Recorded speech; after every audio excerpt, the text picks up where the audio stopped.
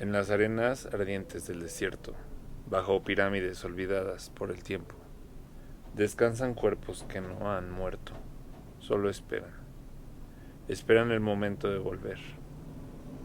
Hoy, en Lúgubre, hablaremos de un ser que desafía el tiempo, un cuerpo seco, una maldición viva, una historia que huele a incienso y vendajes, también a muerte.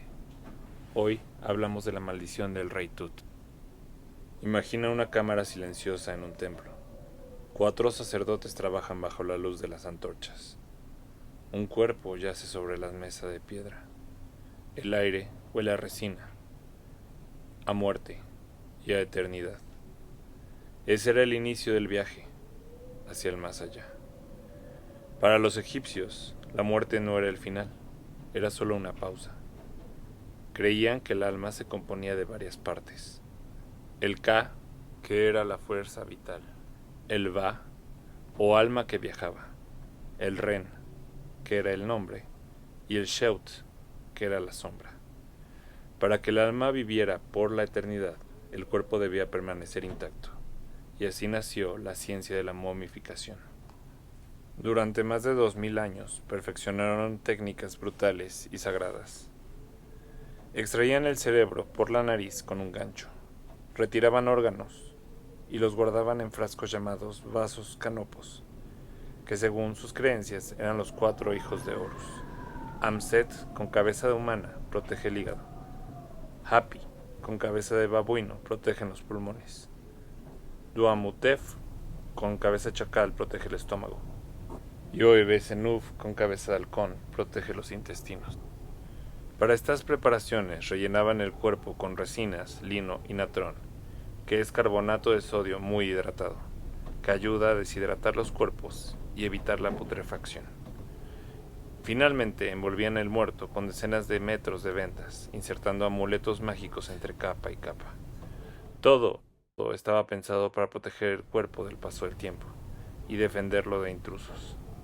Dicen que hay tumbas que nunca debieron abrirse, que hay nombres que al ser pronunciados despiertan ecos en la eternidad. Un muchacho coronado como Dios, un sepulcro olvidado por siglos, y una cadena de muertes que aún hoy desafían la lógica. Esta es la historia de una maldición que nació en las arenas de Egipto y que viajó por el mundo, dejando un rastro de misterio, tragedia y oscuridad. Esta es la historia de Tutankamón, el faraón niño, y la maldición que quizá nunca haya dormido. Tutankamón ascendió al trono con apenas 9 años de edad, alrededor del año 1332 a.C. Fue hijo de Akenatón, el faraón hereje, que desafió a los dioses antiguos.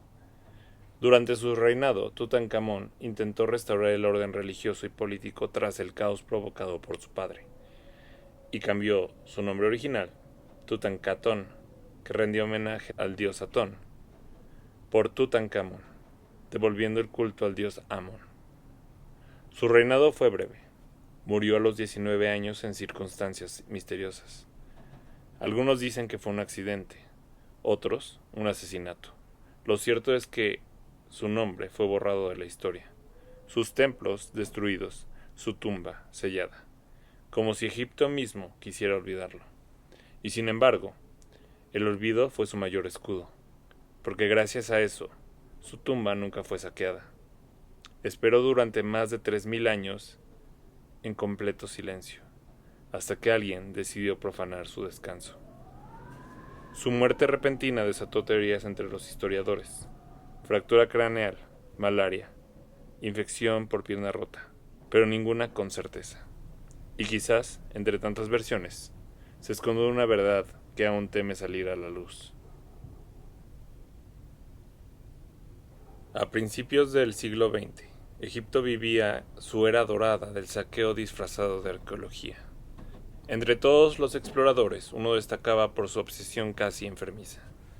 Un joven arqueólogo inglés llamado Howard Carter trabajaba con Lord Carnarvon, un aristócrata apasionado por el misterio del antiguo Egipto, que se decía tenía interés en lo oculto, pues algunos rumores afirmaban que creía en la posibilidad de una conexión espiritual con el más allá. Carter es obstinado, perfeccionista, y algo difícil de tratar, pero su obsesión era clara: encontrar una tumba real sin saquear. Para entonces, casi todas las tumbas del Valle de los Reyes habían sido abiertas, robadas o destruidas. Pero Carter estaba convencido que aún faltaba una, la del joven faraón Tutankamón, un rey poco conocido que murió a los 19 años y fue borrado de muchas listas oficiales por razones aún debatidas. Durante 5 años, Carter había excavado sin éxito en el Valle de los Reyes, y en 1922, Lord Carnarvon, cansado y escéptico, le dio un ultimátum. Le da un último año de financiamiento, y justo entonces ocurre lo imposible. Ese mismo año, en 1922, Howard Carter y su obsesión encontraron finalmente lo que tanto buscaba. Los días eran abrasadores, las noches tan frías como la piedra.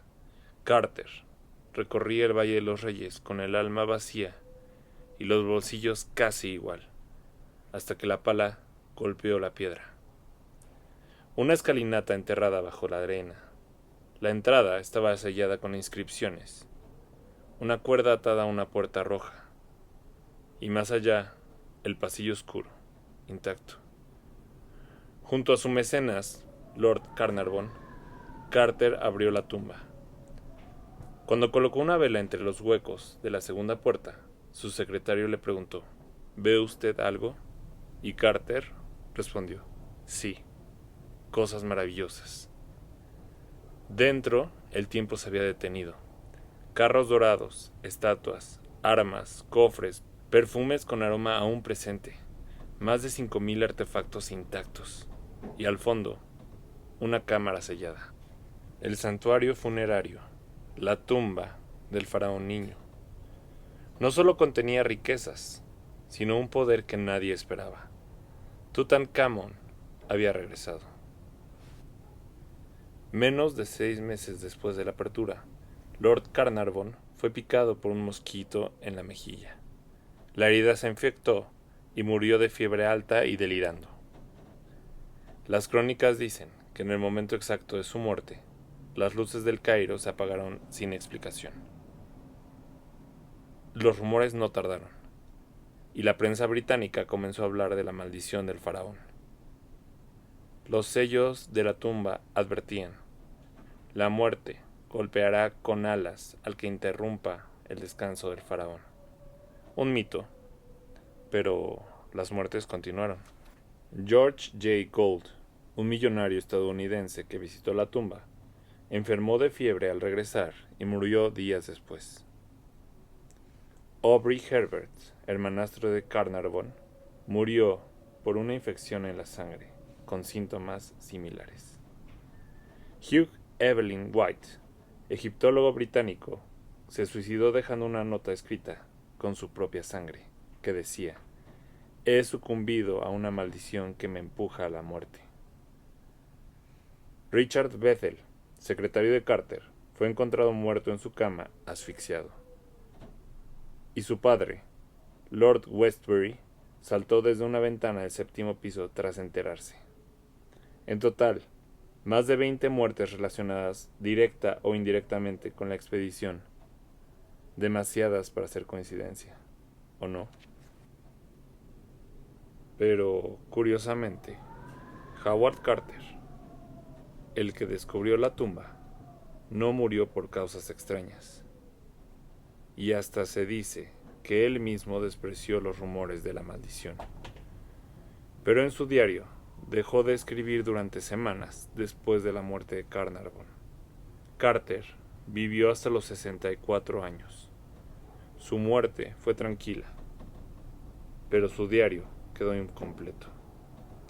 El último párrafo menciona: hoy sentí que ya no estoy solo aquí.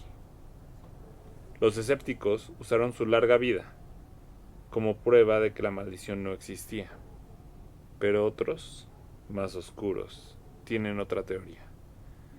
Dicen que Carter nunca fue salvado, sino tolerado, que él fue el elegido para abrir la tumba, el instrumento para despertar, y que por eso el faraón lo dejó vivir, para asegurarse que el mundo recordara su nombre.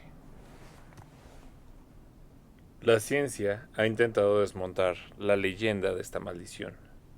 Muchos arqueólogos creen que en las tumbas selladas proliferaban esporas de moho tóxico, como Aspergillus niger, que al ser inhaladas causaban fallos respiratorios, fiebres y alucinaciones. Otras causas que se barajean fueron el descubrimiento de sellos que contenían arsénico y niveles de radiación natural en algunas zonas. Otros culpan a la sugestión colectiva. La idea de una maldición puede sembrar miedo, y el miedo enferma.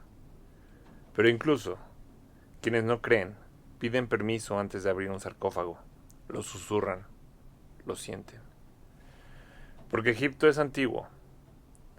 Pero luego, ¿por qué solo algunos murieron? ¿Acaso la ciencia puede explicar a quién escoge una maldición? Y hay cosas que la ciencia aún no alcanza a comprender. Dicen que el tiempo lo cura todo, pero algunas heridas solo se ocultan. Décadas después de aquella apertura histórica, la tumba de Tutankamón sigue atrayendo a miles de visitantes cada año. El cuerpo del faraón niño ya no descansa en paz. Ha sido desenterrado, estudiado, fotografiado y fragmentado.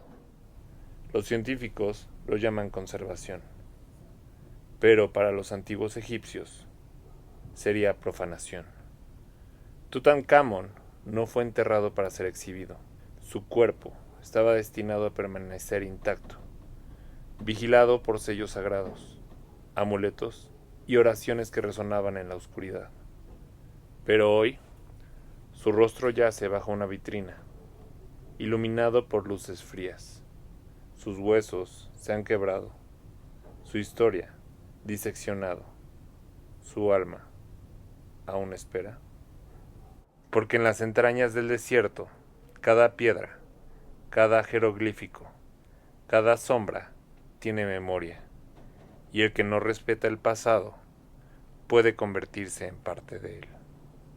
Una maldición no necesita gritos, solo espera, como el propio Tutankamón. A veces, cuando cae la noche en Luxor, los guardianes dicen escuchar pasos suaves, pero decididos, como los de un joven rey, que aún recorre su tumba, buscando a quienes lo despertaron.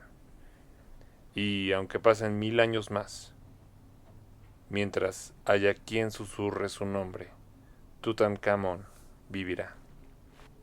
Gracias por acompañarme hasta el corazón del desierto. Si te ha gustado este relato, suscríbete a Lúgubre, activa la campanita y comparte este video con quien se atrevería a entrar en una tumba sellada por la eternidad. Déjame en los comentarios, ¿tú entrarías si supieras que una maldición espera al otro lado? Hasta la próxima. Y recuerda, los dioses del Nilo nunca olvidan.